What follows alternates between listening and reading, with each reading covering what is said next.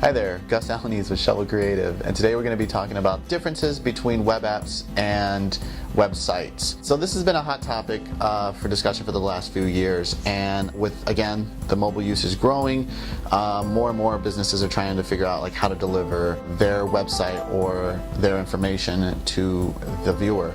So before we can actually determine what is best for you and your business, we must first deliver a little bit of information and determine the differences between web apps and websites. So web apps utilize the following. Whether or not you perceive these as good or bad is kind of up to you. So they're self-contained, they have a rich interactive UI using device capabilities such as cameras, GPS, or any other applications that can coincide with that specific app. Able to work offline, specific to that operating system, again, whether it is Android, Windows, or Apple iOS. Updates are installed automatically. Well, now they are. Before they weren't, so this is kind of a moot situation now. It depends on the device. With the Apple iOS 8 and coming out in 7, they currently have automatic updates. And pricey build depending on functionality. Let's go on the flip of that, which are websites. Websites utilize these features. Whether you perceive these to be good or bad, again, is up to you. Compatibility between the operating system and the phone, mobile devices, web browsers. Upgradability, it's searchable through Google or any search engine that you might be using on your mobile device. It cannot be deleted, and time costs can be cheaper than a native app. So now that we have somewhat of a more technical understanding and the pros and cons of the web app versus the website, let's best try to gauge when a web app makes more sense. So for an activity or gaming, an app will always be best due to preloading the content, run on a standalone device, and it does not need to be required to be online. So a lot of times what happens is you'll have a game, you can play it offline, your scores will be kept either local storage or built into the actual native app, and then later for connectivity, when it's on wireless, it will upload your information, so your high score of Angry Birds can be online. If it commands regular activity, such as any to-do listings or anything like that, something that you need right away that you don't have to actually open up a web browser to launch the application. Complex calculations or reporting, and no internet connection required. So these are basic kind of rules of thumbs to gauge whether or not you need a web app. But the real question should be whether you need to build a web app or a website. The great thing about building a website nowadays is that the developers can take full advantage of the operating system's browsers.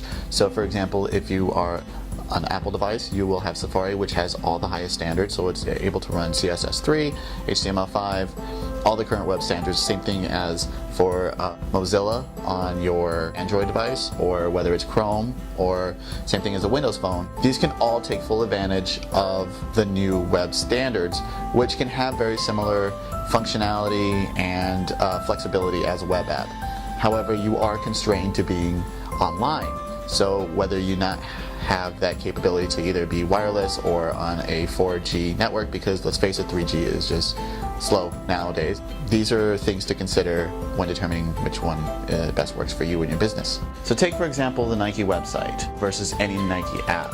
On a desktop, the Nike website is beautiful. It's large images, there's sliders, there's all these different functionalities, got this huge hover state of all these navigations, and it's a very, very nicely done website. However, on a mobile device, the Nike website is stripped of all large images as well as a lot of the functionality, and it's down to its simplest form, which is just content. So take for example a Nike Plus Fitness app. There's a lot more complexity in the functionality, reporting information, and it also has the ability to use other device functionalities such as listening to music on your phone, maybe even taking a selfie while running, and it tracks a lot of information, and it requires it to run through a lightweight application as opposed to running information back and forth between servers, and also knowing how many countless people are also on that server trying to transfer that data.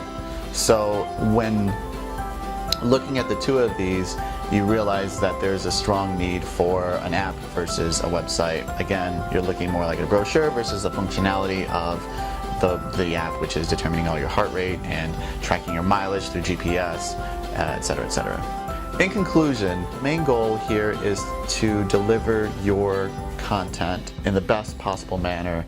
So I've given you the options, now it's up to you to choose web app versus a website.